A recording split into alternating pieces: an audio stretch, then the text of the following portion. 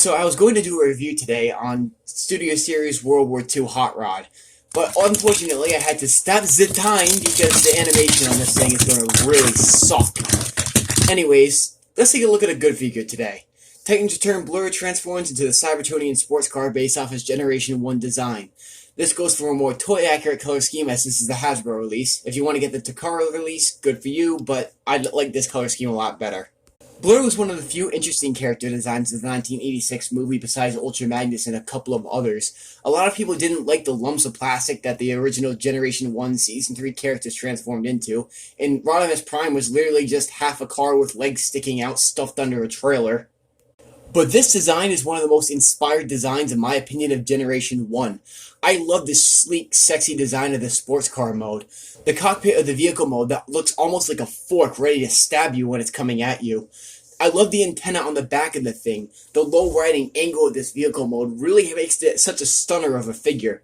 I also like the fact that it manages to bring off an outer space Cybertronian vibe without having to take any inspiration from Star Wars or other likewise popular franchises. Sure, RC's an appealing design, but you can definitely tell she ripped off Princess Leia who went on a hiking trip. As is standard issue with the Titans Return line, Blurr comes with a headmaster. This guy's name is, well, I don't know because I lost the packaging, but he is pretty cool in my opinion. I love the way that he looks because he looks like a combination of Swerve and the Giga Chad Blurr. He looks like a smartass who could talk at 100 miles an hour but also has wit and character to him. I just wish the Titans Return TV show with the 3-minute episodes had some time for character development is all.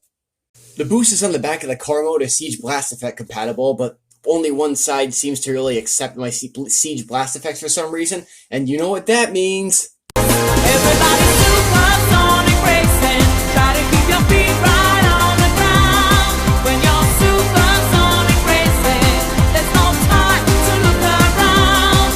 Blurr's transformation is incredibly simplistic. You start by bringing the arms forward and folding the fist covers back, opening up the legs and folding them down, closing them up, folding in the antenna, folding down the feet, fold down the backpack, and slap on the headmaster.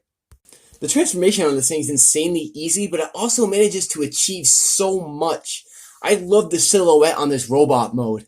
The sleek aerodynamic proportions on Blurr just scream high-speed energy to me. This figure honestly makes me want to see more of what Velocitron was really like when Blurr lived there. It just looks so cool and I don't know why. I also love the fact that I think these stickers aren't really stickers. They're tampographed on, and they're a toy-accurate detail that I enjoy a lot. One of my favorite all-time parts about the Siege line was the fact that a lot of the figures that had annoying sticker detail was actually sculpted onto the figures instead. Either that or tampographed onto it, which I think is even cooler. It helps to bring back that nostalgic flashback without the nostalgic problems. And unlike the Power of the Primes line, the stickers on this thing don't suck. The sculpted detail in his bot mode is just as minimalistic as his vehicle mode. I do think it's a more simplistic, tune-accurate vibe that this thing gives off, but if you add some additional sculptures to the thing with a couple panels here and there, I think this could pass for an Earthrise figure. But honestly speaking, the looks of this figure, I don't think I really want an Earthrise one. This thing just reaches its peak. It's a simplistic, fast transformation. He's the right height, the right scale, and he just feels every possible sense of the term right. So how's his articulation? The head rotates, the shoulders rotate and move out, bicep bend and rotation, wrist rotation, waist rotation, ball-jointed hips, and knee bend. All in all, the articulation on this thing could probably wind up passing for an Earthrise figure if he just had ankle tilt. I know it's one of my pet peeves that every figure I own definitely has to have ankle tilt, even though I haven't really expressed it all that much, but honestly, Blurr feels like a stable, well-balanced figure to the point where I don't mind. He's a blast to animate with. The articulation is great. I love the retractable antenna on his head that comes with the headmaster. They could have so easily skipped out on this or tried to sticker on or something stupid like that, but I'm so glad they added it. The only honest thing I can possibly criticize about this thing is the fact that he does have a pretty big backpack. Yes, it's there, but it has to go somewhere, and this is a $20 deluxe, so I can forgive it for that. The thing can be removed and used as kind of a shield-like thing, but I don't like doing that because I don't want to stress the hinge and I really don't want to rip the cockpit of the vehicle mode off and lose it. All in all, Blurr is a solid Titans Return figure. I honestly think he's one of the best of the lines.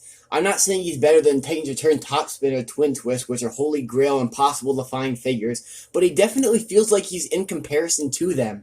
It's a great mold, simplistic transformation, and just achieves everything it needs to achieve. This has been the Stop Motion Review with my review on Titans Return Blurr. A fun, great figure with nice articulation, awesome vehicle mode, an appealing design, and altogether just solid quality plastic. My next review will hopefully, maybe be on World War II Hot Rod, but if I have any more trouble animating him, I'm probably going to throw him like Studio Series Bumblebee. Until then, here's Skylynx's Nyan Cat.